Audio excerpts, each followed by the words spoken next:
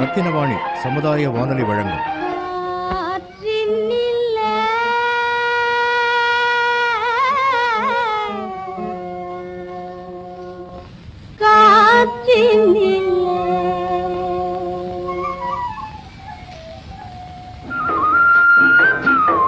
காற்றில் மிதந்து வரும் கணிதம்.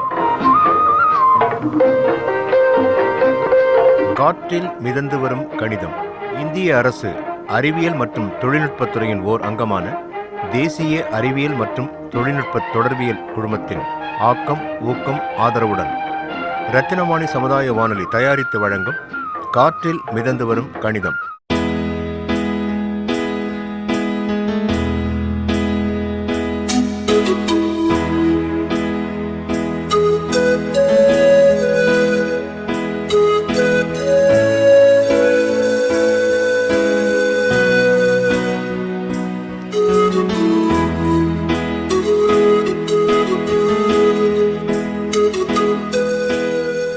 வணக்கம் அண்ணா. வணக்கம். உங்கள் பேர்? கணேஷ்.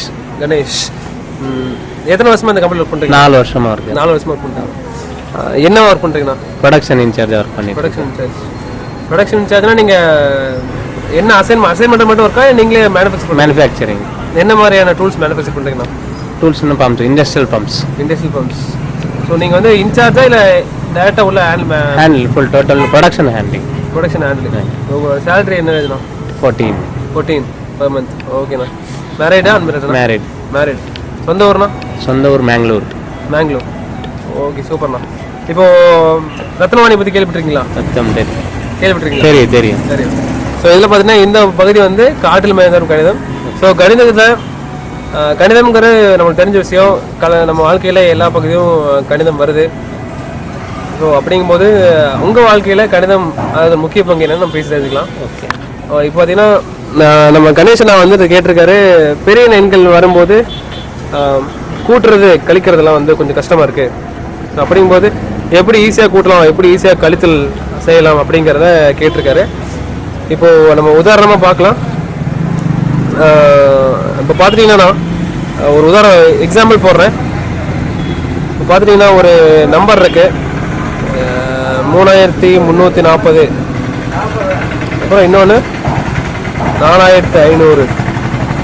ரெண்டு நம்ம கூட்டணும். எப்படி வந்து இப்போ சப்போஸ் இது வந்து ரவுண்ட் நம்பராக இருக்குது, முழு நம்பராக இருக்குது, அதெல்லாம் ஈஸியாக கூட்டிடலாம். ஸோ இதுவே வந்து ஒரு 3346, 5559. ஸோ இப்போ வந்து எண்கள் வேறு மாதிரி இருக்குது. அப்போ எப்படி கூட்டலாம் அப்படிங்கிறத நம்ம பார்க்கலாம். பார்த்துட்டிங்கன்னா இப்போ கொடுக்குற எண்களை தனித்தனியாக பிரிச்சுக்கணும். சரிங்களா? எப்படின்னா இப்போது 3340 வந்து தனித்தனியாக பிரிக்கலாம். இதை வந்து எண் இலக்கங்கள்னு சொல்லுவாங்க. இதே 1, 10, 100, 1000, 10000. இப்போ 1 தனியாக 10 தனியாக தனித்தனியாக பிரிக்கலாம். இது எப்படி பிரிக்கலாம்னா 3000 கூட்டல் 300 கூட்டல் 40 கூட்டல் 6. அதே மாதிரி இங்கே பார்த்துட்டிங்கன்னா 5500 கூட்டல் 500 கூட்டல் 50 கூட்டல் 9.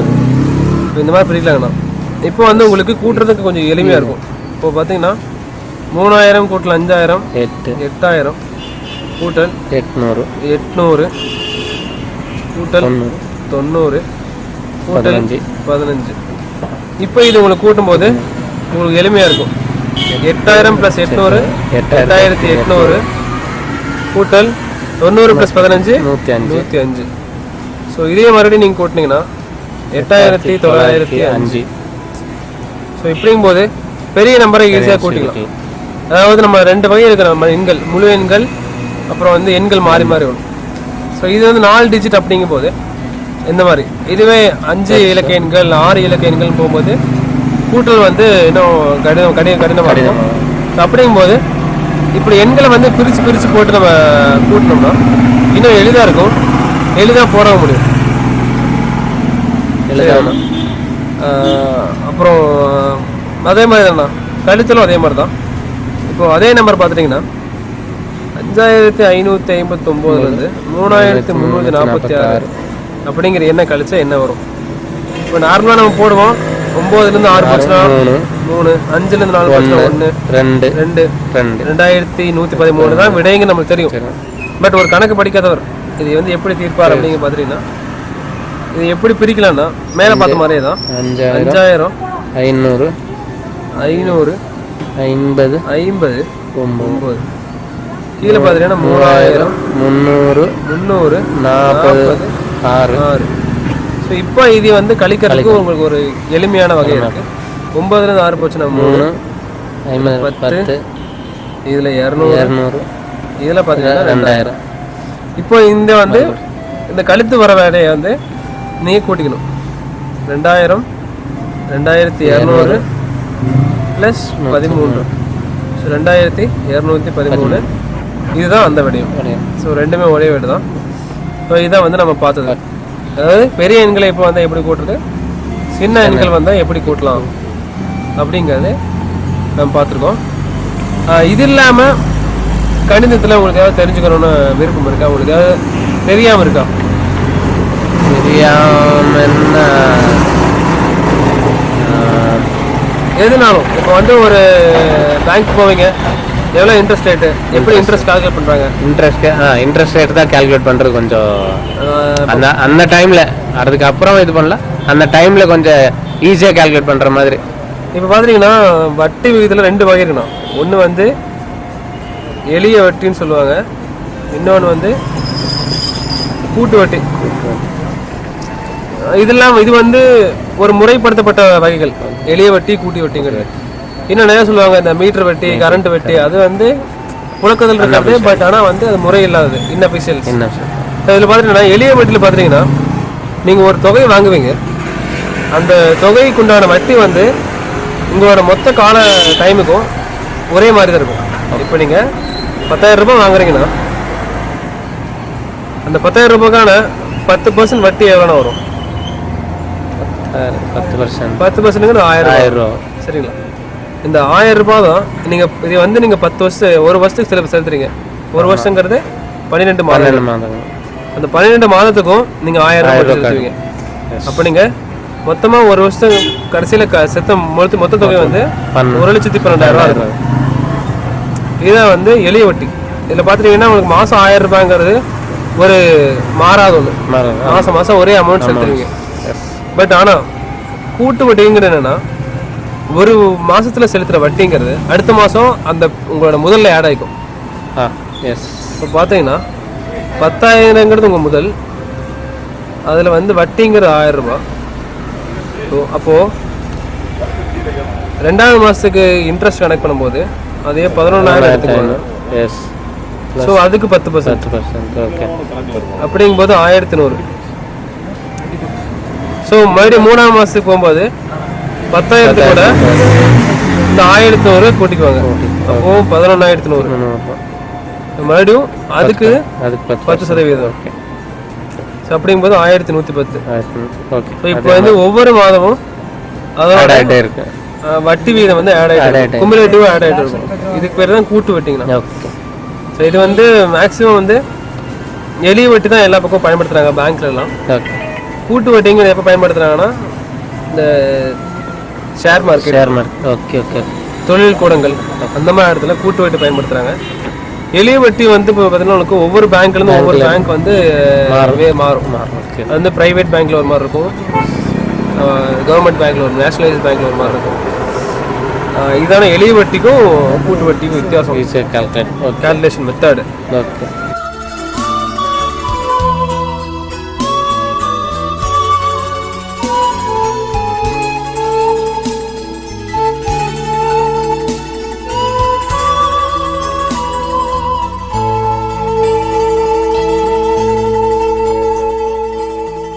அனைவருக்கும் வணக்கம். இன்றைக்கி காற்றில் மிதந்து வரும் கணிதம் பகுதியில் சிட்கோ பகுதியில் ஒர்க் பண்ணிகிட்ருக்க ஒருத்தரை தான் வந்து நம்ம மீட் பண்ணோம்.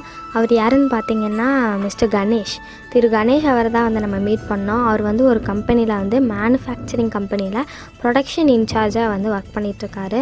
அவரோட மாத சம்பளம் என்ன அப்படின்னு சொல்லி பார்த்தோம்னா 14,000 வந்து அவர் வாங்கிட்டுருக்காரு.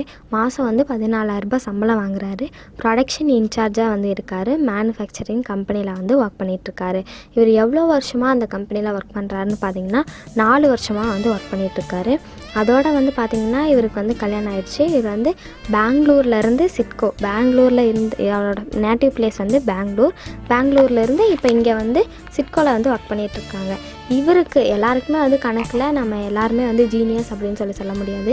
நம்ம எல்லார் வாழ்க்கையிலுமே வந்து நமக்கு ஒவ்வொரு இடத்துல வந்து கணக்கில் நம்ம ஸ்ட்ரக் ஆகும். ஒரு சிலர் பார்த்திங்கன்னா பெரிய பெரிய கணக்குகளை ஸ்ட்ரக் ஆவாங்க, ஒரு சிலர் சின்ன சின்ன கணக்குகளை ஸ்ட்ரக் ஆவாங்க. இந்த மாதிரி இவரோட வாழ்க்கையில் இவருக்கு கணக்கில் வந்து எந்த இடத்துல டவுட் அப்படின்னு சொல்லி பார்த்திங்கன்னா, இவர் வந்து நார்மலாக கூட்டல் கழித்தல்லாம் வந்துட்டு பேசிக்காக மேக்ஸில் இருக்க 4 ஒன்றா கூட்டல் கழித்தல் பெருக்கல் வகுத்தல், இதில் வந்து கூட்டல் கழித்தல் வந்து இவருக்கு வந்து ஓரளவுக்கு வந்து தெரிஞ்சிருக்கு. சின்ன சின்ன நம்பராக இருந்துச்சு அப்படின்னா இவர் வந்து ஈஸியாக கூட்டிடுறாரு. இதுவே வந்து பார்த்திங்கன்னா ஒரு பெரிய நம்பர் வந்து கொடுக்கும்போது, அதாவது ஒரு 972 அந்த மாதிரியெல்லாம் கொடுக்கும்போது பார்த்திங்கன்னா இவருக்கு கொஞ்சம் தடுமாற்றம் இருக்குது. சின்ன சின்ன நம்பராக இருந்தால் நான் வந்து ஈஸியாக கூட்டிடுறேங்க. இதுவே எனக்கு பெரிய நம்பராக வரும்போது வந்து பார்த்திங்கன்னா என்னால் அதை வந்து கூட்ட முடியல, கொஞ்சம் தடுமாற்றாகுது அப்படின்னு சொல்லியிருந்தார். இப்போ கணக்கு அப்படிங்கிறது வந்து நம்ம பார்த்தோம்னா நம்ம எல்லார் லைஃப்லேயுமே வந்து நம்ம டெய்லியுமே வந்து யூஸ் பண்ணுற ஒன்று. நம்ம சாதாரணமாக ஒரு மளிகை கடைக்கு போனாலும் ஒரு 200 கொண்டு போகிறோம் அப்படின்னா அதுக்கு எவ்வளோ வாங்குகிறோம் அப்படின்னா ஒரு 150 ரூபாய்க்கு வந்து நம்ம பொருள் வாங்குகிறோம்.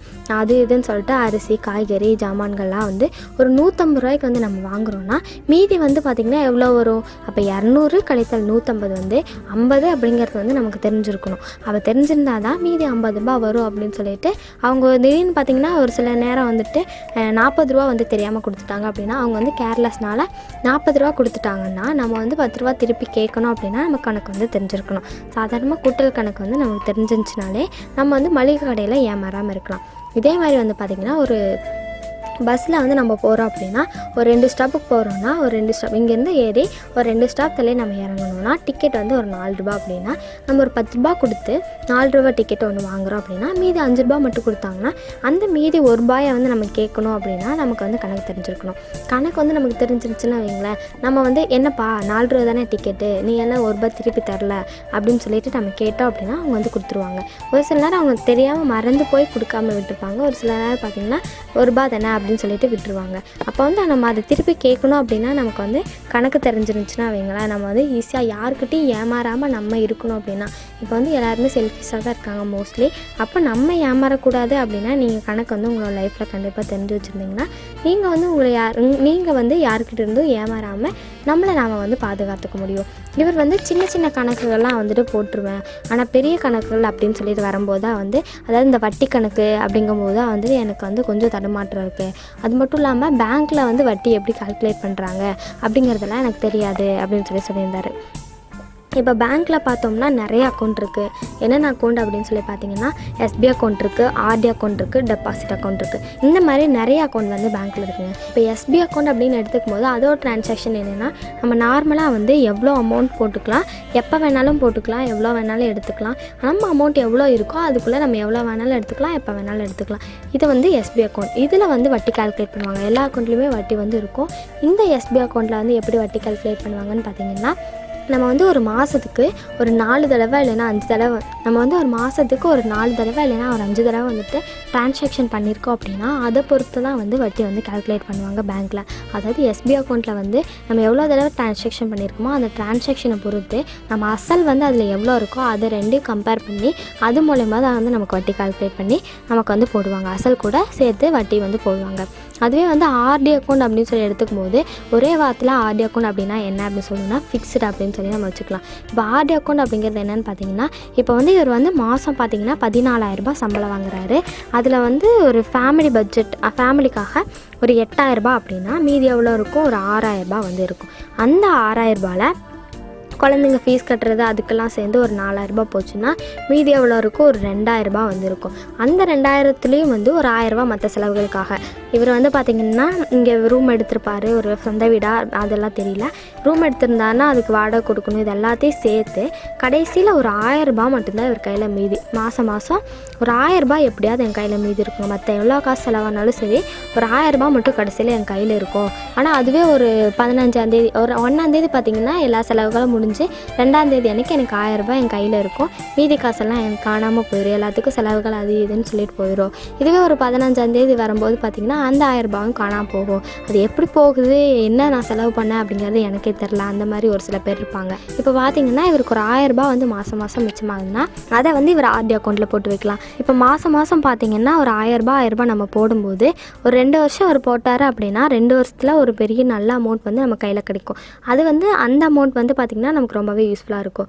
இப்போ ஆர்டி அக்கௌண்ட்லலாம் மேக்ஸிமம் எல்லா பேங்க்லேயும் வந்து 9% வரைக்கும் வட்டி வந்து கொடுக்குறாங்க. இப்போ பர்சன்டேஜ் அப்படி எப்படி போடணும் அப்படின்னு சொல்லி பார்த்திங்கன்னா இப்போ 1 லட்ச ரூபாய்க்கு ஒரு 5% வட்டி அப்படின்னா நமக்கு எவ்வளோ அமௌண்ட் வரும்னு பார்த்திங்கன்னா 5000 ரூபாய் வந்து வரும். அது எப்படி கால்குலேட் பண்ணணும்னு பார்த்திங்கன்னா 1 லட்சம் பெருக்கல் 5 வகுத்தல் 100 அப்படின்னு சொல்லி போட்டிங்கன்னா நமக்கு 5000 ரூபாய் வந்து கிடைக்குங்க. அது மட்டும் இல்லாமல் இப்படி கண்டுபிடிக்கலாம். இல்லை அப்படின்னா ஈஸியாக இது வந்து ஈஸியானது. இதுவே வந்து ஒரு 100 ரூபாய்க்கு 5 ரூபா அப்படின்னு சொல்லி அர்த்தம். அப்போ 5% அப்படின்னாலே சதவிகிதம் வந்து 100% தான். அப்போ 100க்கு 5 ரூபானா 1000 ரூபாய்க்கு எவ்வளோ அப்படின்னு சொல்லி கண்டுபிடிக்கணும். 1000 ரூபாய்க்கு 50 ரூபா. அப்போ 10,000 ரூபாய்க்கு 500 ரூபா. அப்போ 1 லட்ச ரூபாய்க்கு 5000 ரூபாய். இந்த மாதிரி தான் வந்து வட்டி வந்து கண்டுபிடிக்கணுங்க. இது வந்து ரொம்பவே ஈஸியான ஒரு வழிமுறை கண்டுபிடிக்கிறதுக்கு. இந்த 2 விஷயத்தில் தான் வந்து நம்ம கண்டுபிடிக்கணும்.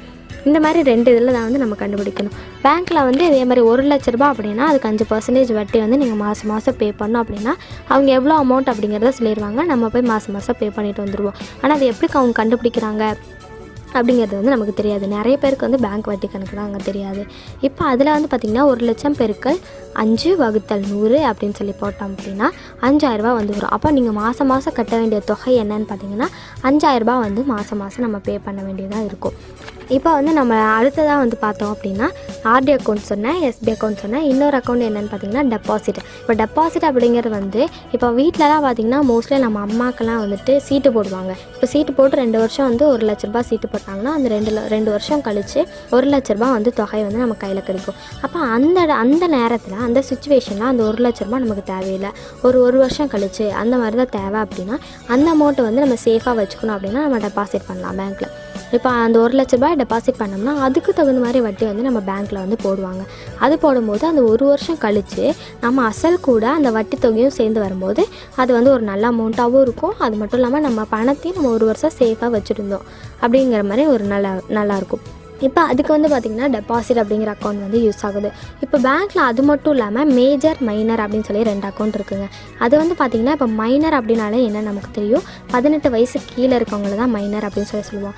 அந்த 18 வயசு கீழே இருக்கவங்களாம் பார்த்திங்கன்னா அந்த மைனர் அக்கௌண்ட் தான் வந்து யூஸ் பண்ணுவாங்க. ஏன்னா அவங்க வந்து பார்த்திங்கன்னா சிறு சேமிப்பு மாதிரி 100 ரூபாய் 200 ரூபாய் அந்த மாதிரி தான் வந்து டிரான்சாக்ஷன் வந்து வச்சுப்பாங்க. ஒரு 1000 ரூபாய் அந்த மாதிரி டிரான்சாக்ஷன் வச்சுருப்பாங்க.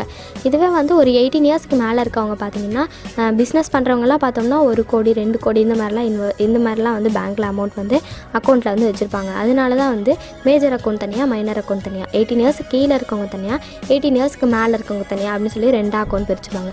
இப்போ 18 இயர்ஸ் கீழே இருக்கவங்க நான் வந்து இப்போ எனக்கு 18 கம்ப்ளீட் ஆகிடுச்சு அப்படின்னா நான் வந்து மைனர்லேருந்து மேஜர் அக்கௌண்ட்டுக்கு நம்ம ட்ரான்ஸ்ஃபர் ஆகிக்கலாம். இந்த மாதிரி வந்து நிறையா பேங்க்கில் வந்து இருக்குது. இதில் நமக்கு எது சூட்டபுளோ அதை வந்து நம்ம யூஸ் பண்ணிக்கலாங்க. இப்போ வட்டி கணக்கு வந்து நான் எப்படி கண்டுபிடிக்கணும் அப்படிங்கிறது வந்து சொல்லிட்டேன். சரி, இவ்வளோ நேரம் வந்து கணேஷ் அவருக்காக நம்ம என்னென்னலாம் அவருக்கு தெரியாதோ அதெல்லாம் வந்து நம்ம சொல்லிகிட்டு இருந்தோம். இப்போ வந்து நேயர்கள் உங்களுக்காக ஒரு கணக்கு புதிரோடு நான் வச்சுருக்கேன். அது என்ன அப்படிங்கிறத நீங்கள் கிளியராக கேட்டுக்கோங்க.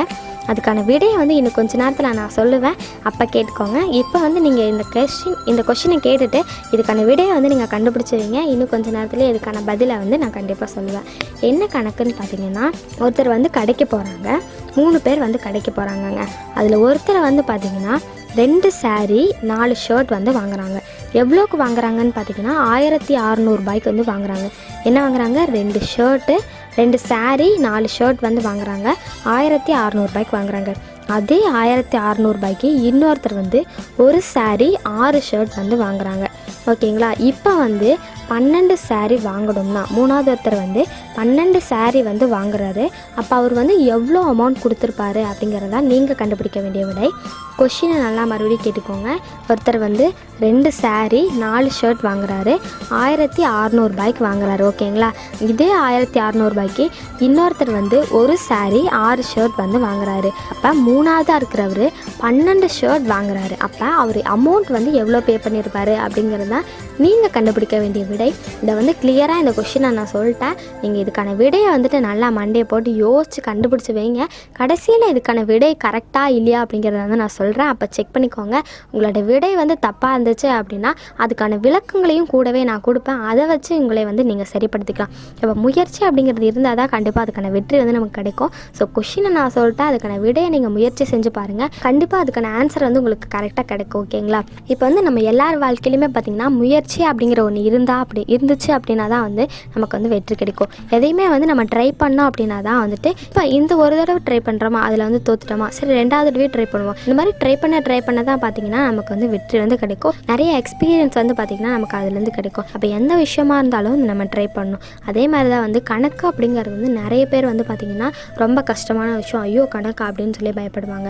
கணக்கு அப்படிங்கிறது ரொம்ப சாதாரணமான விஷயங்க. நம்ம டெய்லி லைஃப்பில் கணக்கு இல்லாமல் நம்ம எதுவுமே செய்கிறது கிடையாது. எல்லாமே கணக்கு வச்சு தான் வந்து எல்லாமே நம்ம செஞ்சிட்ருக்கோம். அப்போ அந்த கணக்கை வந்து நம்ம டெய்லி லைஃப்பில் இருக்க கணக்கை பார்த்தே வந்து நம்ம பயப்படக்கூடாது. கணக்கு அப்படிங்கிறது ரொம்ப ஈஸியான விஷயம். கணக்கில் பார்த்திங்கன்னா 4 பேசிக் தான் இருக்குது.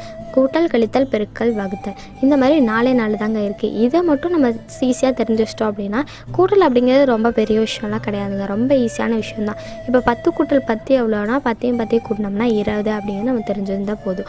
அதே மாதிரி ஒரு 50 ரூபாய்க்கு நம்ம பொருள் வாங்குகிறோம் அப்படின்னா அதை வந்து நம்ம 20 ரூபாய்க்கு கொடுக்குறோம் அப்படின்னா, அதாவது 50 ரூபாய்க்கு பொருள் வாங்கி 20 ரூபாய்க்கு கொடுக்குறோம் அப்படின்னா நமக்கு எவ்வளோ லாபம் அப்படின்னு கண்டுபிடிக்கிறது பார்த்திங்கன்னா 50 கழித்தல் 20, அதாவது 50 ரூபாய்க்கு நம்ம வாங்கினோம், அதை 20 ரூபாய்க்கு தான் நம்ம கொடுத்துருக்கோம் அப்படின்னா நமக்கு அதில் என்னங்க நஷ்டம் தானே வரும். இப்போ 20 ரூபாய்க்கு தான் கொடுத்தோம் அப்படின்னா நமக்கு எவ்வளோ நஷ்டம், 30 ரூபா வந்து நமக்கு நஷ்டம். இது வந்து நம்ம தெரிஞ்சு வச்சுக்கணும். அப்போ இந்த கழித்தல் அப்படிங்கிறத தெரிஞ்சிருந்துச்சுன்னா நமக்கு வந்து நம்ம லைஃப்பில் நம்ம யாருக்கிட்டையும் ஏமாறாமல் இருக்கணும் அப்படின்னா நம்ம வாழ்க்கையில் நம்ம கணக்கோட இம்பார்ட்டன்ஸ் வந்து நமக்கு தெரிஞ்சிருக்கணும். கணக்கு வந்து நம்ம தெரிஞ்சு வச்சுருக்கணும். இப்போ எல்லாருமே வந்து சொல்லுவாங்க முயற்சி திருவினையாக்கும், முயற்சியுடையார் இகழ்ச்சியார், இந்த மாதிரி நிறைய டைலாக்ஸ்லாம் வந்து சொல்லுவாங்க. ஏன்னு பார்த்தீங்கன்னா எல்லா விஷயமே வந்து நம்ம முயற்சி பண்ணோம் அப்படின்னா தான் நமக்கு வந்து கண்டிப்பாக அதில் வந்து சக்ஸஸ் கிடைக்கும். ஒரு தடவை நம்ம வந்துட்டு கீழே விழுந்துட்டோமா அப்படின்னு சொன்னாலும் நம்ம மறுபடியும் எந்திரிச்சு நம்மளாக தான் ஓடணும். அப்போ 2 தடவை கீழே விழுந்தோம் அப்படின்னா 3ஆவது தடவை வந்துட்டு நம்ம வந்துட்டு கீழே விழுக்காமல் வந்து நம்மளை பார்த்துக்க முடியும். இப்போ சைக்கிள் கற்றுக்கும் போதே வந்து பார்த்திங்கன்னா நம்ம வந்து கீழே விழுந்துருவோம். 2 தடவை கீழே விழுந்தோம் அப்படின்னா 3ஆவது தடவை ஓகே கீழே விழக்கூடாது. அப்போ நம்மளை வந்து நம்மளையும் சைக்கிளையும் நம்ம எப்படி பேலன்ஸ்டாக வச்சுக்கணும் அப்படிங்கிறது நமக்கே தெரிஞ்சிடும். அப்போ வந்து நம்ம எதுவாக இருந்தாலும் முயற்சி பண்ணோம் அப்படின்னா நமக்கு வந்து கண்டிப்பாக வெற்றி கிடைக்கும். நம்மளுக்கு நிறைய எக்ஸ்பீரியன்ஸ் வந்து அதுலேருந்து கிடைக்கும். அதே மாதிரி தாங்க கணக்குலேயும் வந்து பார்த்திங்கன்னா நீங்கள் ரொம்ப கஷ்டம் அப்படின்னு சொல்லி ஃபீல் பண்ண வேண்டிய அவசியமே கிடையாது. எந்த ஒரு விஷயமா இருந்தாலும் நம்ம போட்டு பார்த்தோம் அப்படின்னா, கணக்கெல்லாம் மோஸ்ட்லி சொல்லுவாங்க போட்டு பாருங்கள் அப்போ தான் வந்துட்டு நல்லா தெளிவாக இருக்கும் அப்படின்னு சொல்லுவாங்க. அதே மாதிரி நீங்கள் டெய்லியும் வந்துட்டு உங்கள் நடைமுறை வாழ்க்கையில் என்னென்ன பட்ஜெட் போட்டிங்கனாலே அப்படின்னாலே உங்களுக்கு வந்து கணக்கு தெளிவாக புரிஞ்சிடும். நீங்கள் என்னென்னலாம் இன்றைக்கி டெய்லி பண்ணுறீங்க அப்படிங்கிறத டெய்லி நைட்டு வந்து பட்ஜெட் போட்டு பாருங்களேன். கண்டிப்பாக வந்துட்டு உங்களோட கணக்கில் வந்துட்டு நீங்கள் நல்லா வந்துட்டு உங்களோட பிரெயின் வந்து நல்லா வேலை செய்யும். ஓகே இன்றைக்கி இவ்வளோ செஞ்சுருக்கோம், நாளைக்கு இவ்வளோ செய்யணும், அப்போ இந்த விஷயத்துலலாம் நம்ம அமௌண்ட் வந்து கம்மி பண்ணிக்கணும். இது தேவையில்லாத செலவுகள், இது தேவையான செலவுகள், இந்த விஷயத்தை நம்ம அமௌண்ட் ஜாஸ்தியாக போட்டோம் அப்படின்னா நமக்கு வந்து லாபம் கிடைக்கும் அப்படிங்கிறதோட மூளை வந்து நமக்கு நல்லா வேலை செய்யும். அதுக்கு வந்து நம்ம பட்ஜெட் போட்டு பார்க்கணும். அதுக்கு நமக்கு கணக்கு வந்து தெரிஞ்சிருக்கணும். அப்போ கணக்கு போட்டு நம்ம வாழ்க்கையில் செலவு பண்ணோம் அப்படின்னா நம்ம வாழ்க்கையை நம்மளோட சம்பளத்துக்குள்ளே கரெக்டாக கொண்டு போக முடியும். அதுக்கு வந்து கணக்கு அப்படிங்கிற பேசிக் நமக்கு தெரிஞ்சிருக்கணும். கூட்டல் கழித்தல் அப்படிங்கிறது ரொம்ப பெரிய விஷயம் இல்லை, அது ரொம்ப ஈஸியான விஷயம். எதுவுமே போட நமக்கு ஈஸியாக வந்துடும். அதே மாதிரி பெருக்கல் அப்படிங்கிறது ரொம்ப ஈஸியான விஷயங்க. பெருக்கல்ல வந்து பார்த்திங்கன்னா மோஸ்ட்லி இந்த கூட்டுறல் தான் வந்து சேர்ந்துருக்கு. அது எப்படி அப்படிங்கிறது நான் சொல்கிறேன் சரிங்களா. இப்போ வந்து 5 பெருக்கல் 2 எவ்வளோ அப்படின்னு சொன்னோம்னா 5 × 2 வந்து 10, அதாவது 10. 5 பெருக்கல் 2 வந்து 10 அப்படின்னா இப்போ 5 பெருக்கல் 2 10 அப்படின்னா 2 வந்து 2 5 தடவை கூட்டணும் அப்படின்னு அர்த்தம். அப்போ 2 கூட்டல் 2 4, 4 கூட்டல் 2 6, 6 கூட்டல் 2 8, 8 கூட்டல் 2 10. அப்போ 10ல் எத்தனை 2 இருக்குது அப்படின்னா 5 2 இருக்குது. அப்போ 5 பெருக்கல் 2 10. பெருக்கல் பார்த்திங்கன்னா மோஸ்ட்லி கூட்டலில் வச்சே வந்து நம்ம பெருக்கல் வந்து போட முடியும். வகுத்தல் அப்படிங்கும்போது நிறைய பேர் வந்து வகுத்தலாம் பாயிண்ட் வச்சு வந்தாலும் எனக்கு போட தெரியாது அப்படின்னு சொல்லுவாங்க. வகுத்தலும் ரொம்ப ஈஸியான விஷயம் தாங்க. எதுவுமே பழக நமக்கு வந்து ஈஸியாயிடும். ஸோ எதுவாக இருந்தாலும் வந்து நம்ம முயற்சி பண்ணி பார்த்தோம் அப்படின்னா கண்டிப்பாக நமக்கு வந்து அதற்கான ஆன்சர் சொல்யூஷன் வந்து நமக்கு கிடைக்கும். சரி, இவ்வளோ நேரம் வந்து இவ்வளோ விஷயங்கள்லாம் நம்ம பேசியிருந்தோம். இப்போ நேர்களுக்காக ஒரு கணக்கு புதிர் ஒன்று சொல்லியிருந்தேன், அதுக்கான விடையை இப்போ சொல்லலாம் அப்படின்னு சொல்லி நான் நினைக்கிறேன். நேர்கள்லாம் ரொம்ப இன்ட்ரெஸ்ட்டாக காத்துட்ருக்கீங்க அப்படின்னு நான் நினைக்கிறேன். ஓகே, என்ன கணக்கு அப்படிங்கிறத மறுபடியும் ரிப்பீட் பண்ணிவிட்டு இதுக்கான விடையை வந்து நான் உங்களுக்காக சொல்கிறேன். 3 பேர் வந்து கடைக்கு போகிறாங்க. அதில் ஒருத்தர் பார்த்திங்கன்னா 2 saree 4 ஷர்ட் வந்து 1600 ரூபாய்க்கு வாங்குறாரு. அதே 1600 ரூபாய்க்கு ரெண்டாவது ஆள் பார்த்திங்கன்னா 1 saree 6 ஷர்ட் வந்து வாங்குறாரு. மூணாவது ஆள் பார்த்திங்கன்னா 12 ஷர்ட் வாங்கினாரு. அப்படின்னா அவர் எவ்வளோ அமௌண்ட் வந்து பே பண்ணியிருப்பாரு அப்படிங்கிறதா நீங்கள் கண்டுபிடிக்க வேண்டிய விடை அப்படின்னு சொல்லியிருந்தேன். மறுபடியும் இன்னொரு தடவை கொஷின் ரிப்பீட் பண்ணுறேன், நல்லா கேட்டுக்கோங்க. 2 saree 4 ஷர்ட் வாங்குறாரு ஒருத்தர், 1600 ரூபாய்க்கு வாங்குறாரு. ரெண்டாவது ஆள் அதே 1600 ரூபாய்க்கு 1 saree 6 ஷர்ட் வந்து வாங்குறாரு. அப்போ மூணாவது ஆள் வந்து 12 ஷர்ட் வாங்கினோம்னா அவர் கையில் எவ்வளோ அமௌண்ட் இருக்கணும், அவர் எவ்வளோ அமௌண்ட் பே பண்ணுவார் அப்படிங்கிறது தான் நான் கேட்ட கொஸ்டின். இதுக்கான விடைகளை நீங்கள் கண்டிப்பாக கரெக்டாக கண்டுபிடிச்சிருப்பீங்க அப்படின்னு சொல்லி நினைக்கிறேன். சரி, இதுக்கான விளக்கங்களை நான் இப்போ கொடுத்துட்றேன். எவ்வளோ ஆன்சர் அப்படின்னு சொல்லி பார்த்தீங்கன்னா 2400 ரூபாய்க்கு வந்து 12 ஷர்ட் வந்து மூணாவது ஆள் வந்து வாங்கியிருப்பார். அது எப்படி அப்படிங்கிறத நான் சொல்லிடுறேன். சரி நேர்களே, இந்த விடையை வந்து நீங்கள் கரெக்டாக கண்டுபிடிச்சிருப்பீங்க அப்படின்னு சொல்லி நினைக்கிறேன். சரி, கண்டுபிடிக்காதவங்க வந்து இப்போ நான் கொடுக்குற விளக்கத்தை வச்சு போட்டிங்க அப்படின்னா கண்டிப்பாக இதுக்கான விடை வந்து கரெக்டாக வரும். ஏன்னா முயற்சி செஞ்சோம் அப்படின்னா தான் நமக்கு எல்லாமே வந்து சக்ஸஸில் கிடைக்கும். ஸோ எல்லாருமே வந்துட்டு பார்த்திங்கன்னா இப்போ முயற்சி பண்ணி பாருங்கள். இப்போ கொஷின் வந்துட்டு நான் சொன்னேன், அதுக்கான விடையும் சொன்னேன். விடையை நீங்கள் தப்பாக கண்டுபிடிச்சிருந்தீங்க அப்படின்னா இப்போ நான் சொல்கிற விளக்கங்களை வச்சு போட்டிங்கன்னா கண்டிப்பாக கரெக்டான ஆன்சர் கிடைக்கும். சரி, என்ன அப்படின்னு சொல்லி பார்த்தீங்கன்னா ஃபஸ்ட்டு நான் சொன்னேன், ஃபஸ்ட்டு பேர் பார்த்திங்கன்னா 2 saree 4 ஷர்ட் வாங்குறாரு அப்படின்னு சொல்லி சொன்னேன். நான் சாரியை வந்து X அப்படின்னு சொல்லி வச்சுக்கோங்க, ஷர்ட்டை வந்து Y அப்படின்னு சொல்லி வச்சுக்கோங்க. அப்போ 2X + 4Y, அதாவது 2X + 4Y ஈக்குவல் டு எத்தனை ரூபாய்க்கு வாங்கினாரு? 1600 ரூபாய்க்கு வாங்கினாரு. அது ஒன்று வச்சுக்கோங்க. அடுத்ததாக ரெண்டாவது ஆள் வந்து 1 saree 6 ஷர்ட் வந்து 1600 ரூபாய்க்கு வாங்கினாரு. அப்படின்னா 1X + 6Y = 1600, அதாவது X + 6Y = 1600 ரூபாய். இந்த 2 ஈக்குவேஷனை வச்சு நம்ம கண்டுபிடிச்சோம் அப்படின்னா ஒய்யோட ஆன்சர் வந்து நமக்கு வந்து பார்த்திங்கன்னா 200 ரூபாய் அப்படின்னு சொல்லி கிடைக்குது. இதை நம்ம சால்வ் பண்ணோம்னா நமக்கு 200 ரூபாய் வந்து கிடைக்குது. அப்போ ஒய் அப்படிங்கிறது என்னது? எக்ஸ் அப்படிங்கிறது saree, ஒய் அப்படிங்கிறது ஷர்ட். அப்போ ஒரு ஷர்ட்டோட விலை பார்த்தோம்னா 200 ரூபாய். அப்போ 12 ஷர்ட் அப்படிங்கும்போது நம்ம அதை எப்படி கண்டுபிடிக்கணும்? 12 × 200 அப்படின்னு சொல்லி போட்டோம்னா நமக்கு 2400 ரூபாய் வந்து வருதுங்க. அப்போ 2400 ரூபாய் தான் வந்து மூணாவது ஆள் 12 ஷர்ட்டுக்கு பே பண்ணியிருப்பார். இதை தான் வந்து நீங்கள் கண்டுபிடிக்க வேண்டிய விடை. நீங்கள் எல்லாருமே இதை கண்டிப்பாக கண்டுபிடிச்சிருப்பீங்கன்னு நினைக்கிறேன். கண்டுபிடிக்காதவங்க இவ்வளோ நேரம் நான் சொன்ன விளக்கங்கள்லாம் கேட்டிருந்தீங்க அப்படின்னா கண்டிப்பாக இதுக்கான விடையை வந்து நீங்கள் இப்போ தெளிவாக மறுபடியும் போட்டிங்க அப்படின்னா கரெக்டாக கண்டுபிடிச்சிருவீங்க அப்படின்னு சொல்லி நம்புகிறேன். சரி, இவ்வளோ நேரம் வந்து பார்த்திங்கன்னா திரு கணேஷ்காக வந்துட்டு நம்ம என்னென்னலாம் அவரோட வாழ்க்கையில் வந்துட்டு அவருக்கு தெரியாத விஷயங்கள்லாம் நம்ம சொல்லிக் கொடுத்தோம். அவர் வந்து பார்த்திங்கன்னா சின்ன சின்ன கணக்கெல்லாம் நான் ஈஸியாக போட்டுருவேன், ஆனால் பெரிய கணக்கு வரும்போது எனக்கு கொஞ்சம் டவுட்டாக இருக்குது அப்படின்னு சொல்லி சொன்னார். இவ்வளோ நேரம் நம்ம பேசிட்டு இருந்ததெல்லாம் கேட்டிருப்பாரு. இவ்வளோ நேரம் வந்துட்டு அவருக்காக வந்துட்டு அது எப்படிலாம் பண்ணலாம் அப்படிங்கிறத சொன்னோம். பேங்க் டீட்டெயில்ஸ் எல்லாம் என்னென்ன இருக்குது, நம்ம எப்படி சேவிங்ஸ் வந்து பண்ணலாம் அப்படிங்கிறத சொன்னேன். நீங்களும் வந்து இவ்வளோ நேரம் உங்கள் மூளையெல்லாம் குழப்பி இதுக்கான விடையெல்லாம் கண்டுபிடிச்சிருந்தீங்க. இவ்வளோ நேரம் நம்ம பேசிகிட்டு இருந்த எல்லா தகவல்களுமே வந்துட்டு கணேஷ் அவர்களுக்கு மட்டும் இல்லை, இது கேட்டுட்டு இருக்க நேர்களாகிய உங்களுக்கும் வந்து ரொம்பவே யூஸ்ஃபுல்லாக இருந்திருக்கும் அப்படின்னு சொல்லி நம்புகிறேன். மீண்டும் சந்திப்போம். நன்றி.